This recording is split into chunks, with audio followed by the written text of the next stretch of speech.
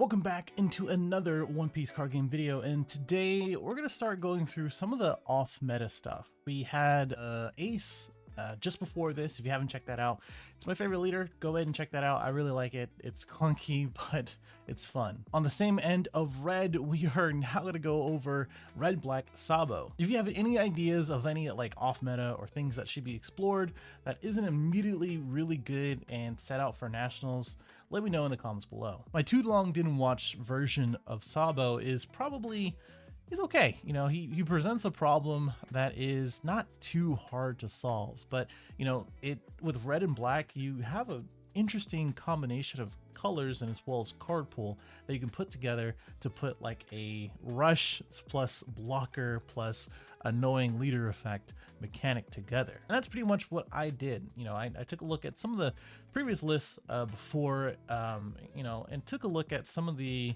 things that kind of work and don't work, and maybe exploring things that might make sense. And what made sense for me was, you know, exploring anything that's 5k or more. And if you're uninitiated, he basically has a Dawn. If you have a Dawn underneath the leader, you can prevent something from being removed or KO'd by minusing it 1000 power. And basically it gives a card on your board another life. This is useful against a bunch of stuff in the format like Sakazuki or Purple Luffy, that type of thing, but not so much useful for, you know, the blue rogue decks or the blue decks in general that might return it back to your hand or bottom to your deck. When it comes down to the list, you know, I think I chose the things that I like and have been able to explore, along with some of the stuff that generically and traditionally works with Sabo. And again, with Sabo, if your character with 5000 power or more were to be KO'd, you can give that character power, a minus 1000 power for the turn instead of it getting KO'd. Now, originally I wanted to do that with Marco, and I wanted to basically use the Fire Fist along with other red event cards to minus a bunch of stuff, use Marco and maybe some of the other Whitebeard stuff like the other Marco, in order to basically just take advantage of his own effect, where you on KO you get to trash an event card and it comes back. And then of course with Sabo, he basically is a 5k that has 3 lives. But what really happened there is just it got a little too clunky, and I didn't think I was really taking advantage of other cards that gave this deck a little bit more defensive power. Probably works a little bit better in other decks, but I think that idea was probably okay to explore. I think if you tried to do that, go ahead and let me know how that works out. Anyway, some of the focuses on this deck, of course, is some of the rush cards like Zoro and as well as Luffy. I've seen people play playsets of Luffy, so like if you want to put more Luffys in this, definitely do that. You know, reduce a Hina and then put a Luffy back in there. And the reason why is because usually what happens is that if you're going second, for instance, you can on 4 Dawn play this for 3, swing, and then swing 6 on that same turn. And then if they swing into the Zoro, or if they try to remove it, then you just minus 1000. And basically, usually at that lower Dawn count, you're good to protect the Zoro overall. And you know, I think that is fine throughout the game. I prefer Zoro over Luffy, even though Luffy just pretty much ends the games. I don't think you have to play the one costed Nami, because you are playing Sabo, you are playing some other searchers, and I did add in Rebecca because it just feels good to have a returnable Borsalino, which does play into your leader effect, right? But yeah, the rush cards between Zoro and as well as Luffy, and then a bunch of other 5 or more thousand powered cards where Chaka is basically your 1-drop Nami. So this is just like a trade-off. I personally like Chaka because he basically says swing 7 every single turn. He is the downside of him is that you have to play him, and then it just has to live. And sometimes that just isn't good enough. So it just really depends on what is your circumstance, what is your curve looking like, and if you can get it out early enough. And I think you can. I think like going second is pretty much the best way to use this deck. And again, on 6 Dawn, this is your 4 Dawn, this is your 6 Dawn, might be your 6 Dawn as well. you get to use the leader effect along with this to protect it. And that's kind of the whole concept of Chaka, and as well as just other cards in general. The one drop Nami is like whatever, you know, it's easily removed. It's not searchable outside of the one costed event card. The two, both one costed event cards, but in this color, the red one costed event card. So I didn't really like that. So I was like, if it's not searchable, I just might as well put 2 or 3 of them in there. I like Kobe because it is a Rebecca target. I felt that this just didn't really have that much removal. I think Kobe is just easy to cut, but I also wanted more Navy targets to search with brand new. And that's pretty much it. That's all I can really say about that. Hina, again, is an interesting card. It is a Navy target. It is something you can get back with the Rebecca as well. It is a 6K that says no to a 6 or less on block. So basically it lives on a swing, and then you can block and use the on block effect. The reason why we have the 3/5 is because 1 is searchable, 2 it's playable by Rebecca, so I wanted another target for that. And that's pretty much it. So it just helps with curve, and it's just fodder for your Sabo to guard too, right? And that's kind of the whole concept. Like when I build decks, I like sticking to 1 or 2 concepts. I'm like, I really want to make sure that it works with every other card, and for the most part I think it does. The 2 E-shows, so you know, again, I was talking about the going second curve. When you do have a Borsellino out and like a Zoro to swing at, or a Rebecca or a Sabo to protect everybody, you know, that type of thing, or even a Hina, it is not too bad to play Isho on 8 or 9 Dawn, right? It, like to tap out for it to -2 cards. Now your Kobe can get rid of 4 costs or less, that type of thing. You know, there's an argument to play Tashigi in this as well to make sure that you have like maybe in replacement for Kuru, and not just don't worry about Rebecca, that type of thing. That's how I kind of see it. I think that is the not so much a game ender, but definitely a game progressor. Like you need a bigger body nowadays in order to swing at the mid to bigger bodies on your opponent's field, and as well as to have some other form of removal. Anyway, I am rambling at this point, but you kind of understand the idea of the deck if you have been listening so far. And again, Fire Fist is not too bad. It does play into, again, more removal. You do have the Marcos in order to play with them. I basically just like it for the 2 cost removal of a 4K. And you know, I wouldn't be mad at it to replace this with another event card, but so far so good, and I like it in the deck. And then the 1 of Shockwave, the Impact Wave, you know, I think in this deck you tap out a good amount because you are reserving 1 for your leader, just like a lot of other decks like Katakuri or something like that. But there are instances where you want to play a Sabo, or if you want to play a Borsellino, or if you want to play a Zoro, add a Dawn here, and then you have, you know, open Dawn from that. The Radical Beam as well as Shockwave just kind of adds to the plethora of defense that you have already. So that's pretty much it. So the traditional OP05 start is going to be against Sakazuki. So we were lucky enough to go second. We have a pretty good opening second hand. I mean, this is pretty, just like in general, great for us, honestly. You know, against Sakazuki, you do want like a lot of attacks swinging at their face. Take advantage of all the cards that they can't really use in their hand as counterpower, for 1. And 2, you know, the more threats and the more things that you have on board, the more Dawn they have to expend in order to get rid of them, basically. So what happened here was that played the brand new, got something from it. They swung 8 their turn, and we swung 6 on our turn with the Zoro afterwards. So what's going to happen here is that he's going to swing at my Zoro. I'm going to counter out a Borsellino because we know we have a Rebecca to get back, to get that back if we really need to. Hopefully we can draw something cool from there. But he is going to go ahead and do some Sakazuki stuff. As in incorrectly use Houndblaze, which, you know, to be fair, he probably just drew it, off his leader effect. I was thinking of playing Chaka here, but I didn't. You know, one of the things I didn't. Oh, okay. Well, let me stick to that point first. I think it's because, you know, a lot of the Sakazuki players don't play 3000 Worlds. They mainly play Houndblaze, and I think that is probably perfectly fine. We did draw a Marco for that Rebecca, which is awesome.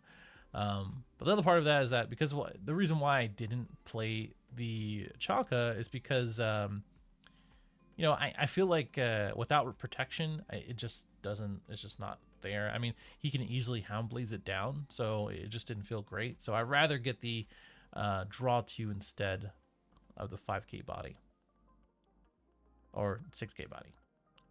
But we did swing with the Sabo. He is a 7k swing with 1 Don, so I'm like, I'm cool with using that for sure. And the reason why is because obviously, like, the whole goal of Sakazuki players, I feel like, is just clearing your board. So you may as well just get the value out of your blocker. And if he swung at it, so it really did do its job anyway. We did counter out with the vanilla, which is exactly where we want it to be. Here he goes, just minusing costs. And here comes the Borsalino. He did use a good amount of cards in hand, so I couldn't exactly use my Isho immediately after. So there's a choice here. So I already got 2 cards out of his hand, so I'm cool with that. You know, so now I have to decide what I want to do. I do want to make sure that I put a Dawn underneath my leader. I think what we're going to do is just go a little wide with my board. And sure, he can get rid of one of these things. For sure. And he's going to have to swing with his Borsalino as well, most likely. So yeah, the 7k swing I'm okay with, because Isho was going to do the same thing if he took it. It's just that he gets 1 brand new card from his life and 1 less life. So I guess that's the reasoning for it. And maybe he was playing around it. Who knows? He did swing at the 6k. Honestly, I probably should have just blocked with the Rebecca there. But, you know, I have the hand. And it means not losing 2 bodies. I'd rather lose 1 card out of hand as well. So here comes the Houndblaze. Or, oh, okay. So this is Tashigi get a minus something. Oh, minus my vanilla. Sure. The cool thing about Sabo, I think it happens simultaneously. So what I mean by that is that if there is 2 5k or more bodies, I believe it happens simultaneously. So you can minus 1,000 to both of them. Someone can correct me if I'm wrong in the comments, I'm sure. So the rest of this is just Dawn math, right? This is Dawn math. So I wanted to swing at the Tashigi first to make sure if he wants to save it, then he has to pitch a card first. So that 1 Dawn is easy. From there, I swung 8. I know that's a weird number, but because the amount of Dawn that I have before that was 6, that means I can Sabo to protect everything on board, and then have 1 Dawn underneath my leader for the leader effect. So in case he wanted to use 2 2Ks, then I'm just gonna, you know, defense up. I mean, the other part of that is that I have enough attacks just to end the game too. So even if he had 2 2Ks, that's 2 cards out of hand, which means he was probably left with 1 card after that. Then we just swing 7s after that, and then we're good. Because I know there's a lot of comments, again, I mentioned in another video, that people are asking, like, what am I doing with the Dawn, and as well as the math behind it. So there you go. All right, so this one's against Rebecca, and this one's a bit of a lengthy one. So if I go through this pretty quick, that's probably why. They chose to go second. We went first.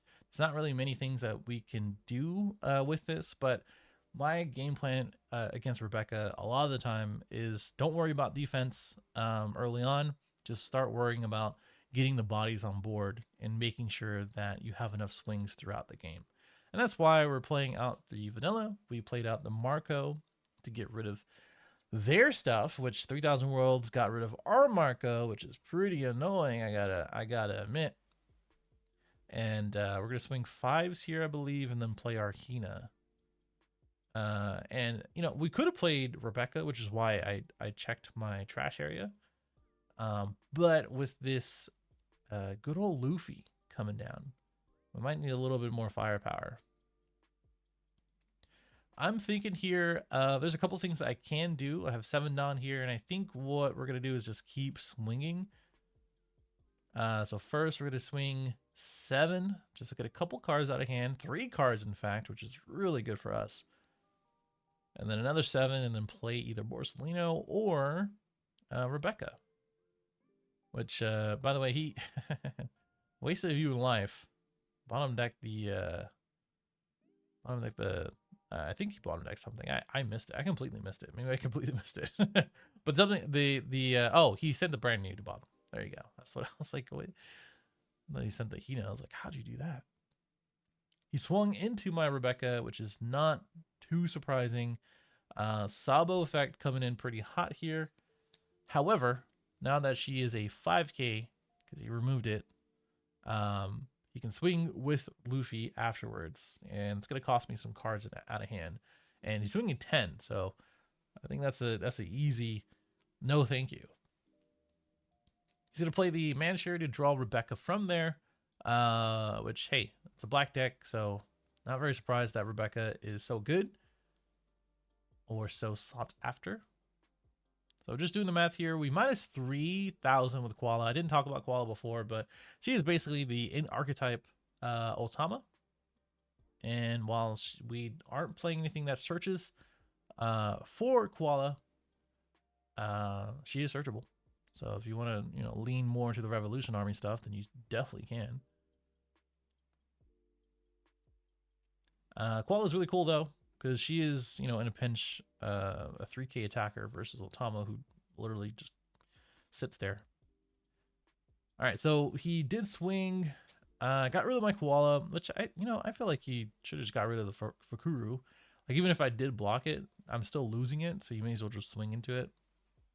It's a block versus anything else. So I'm swinging 7 first, and then 9. One of those was going to go through for sure, just a pure like, I would say not so much a hand advantage, but just like it just makes sense.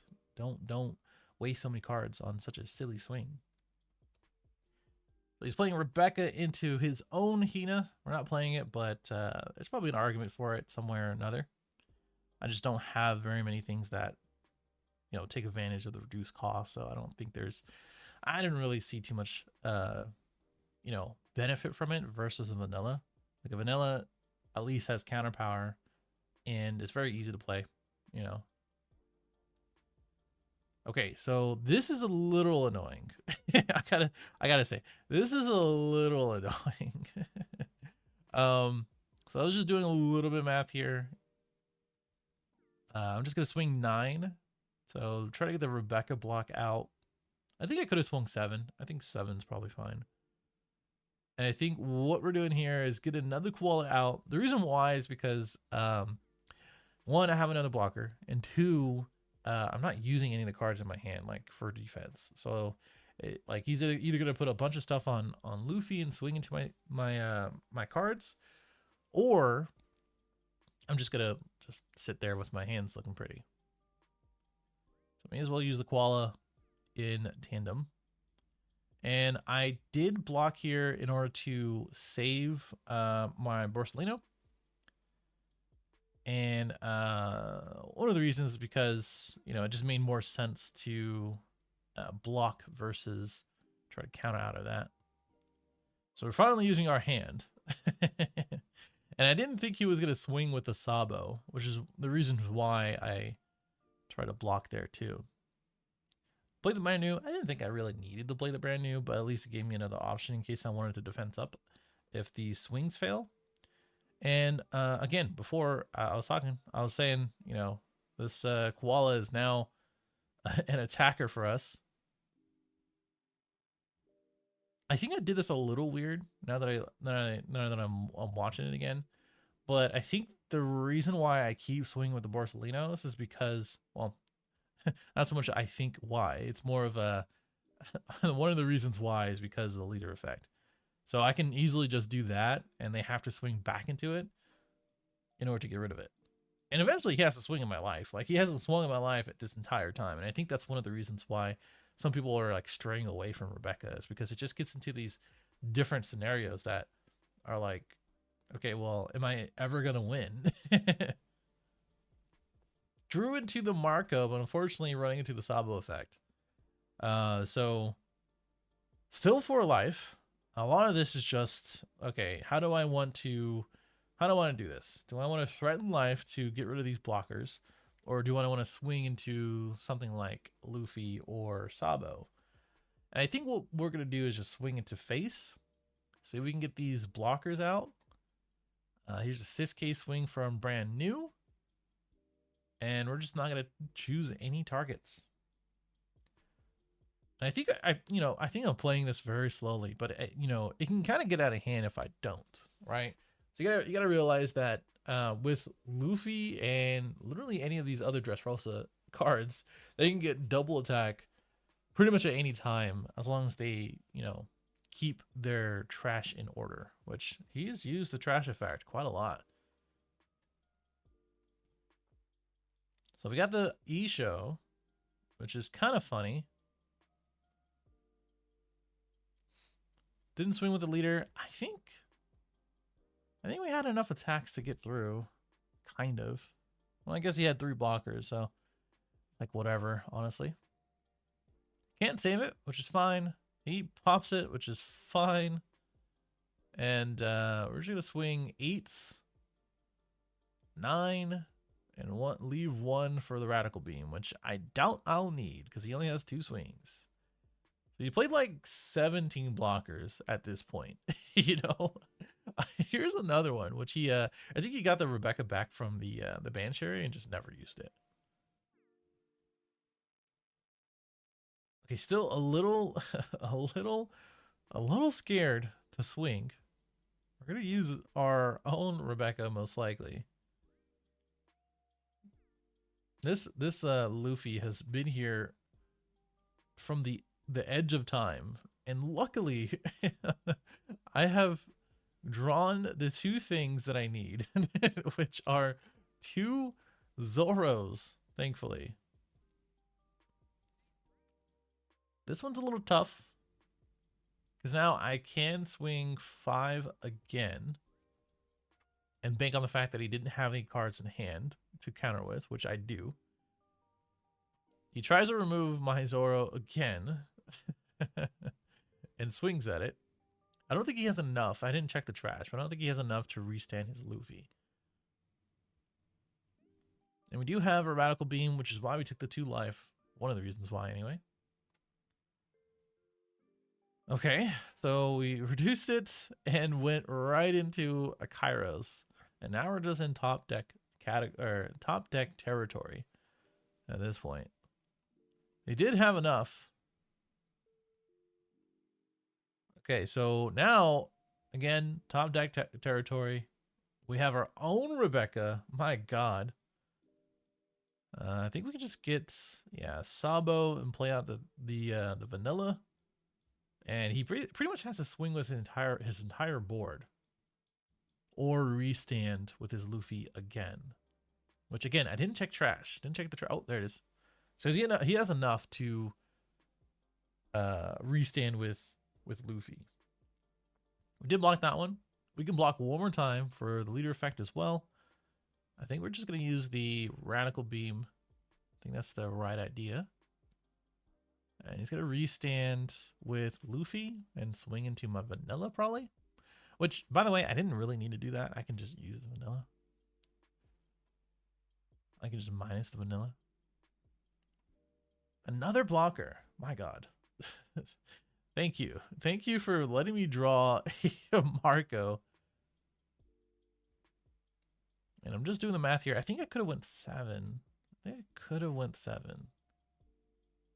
I think 2 7K swings should end this. And finally, we are good. Try to say GG. My guy left. Hopefully that gives you an idea.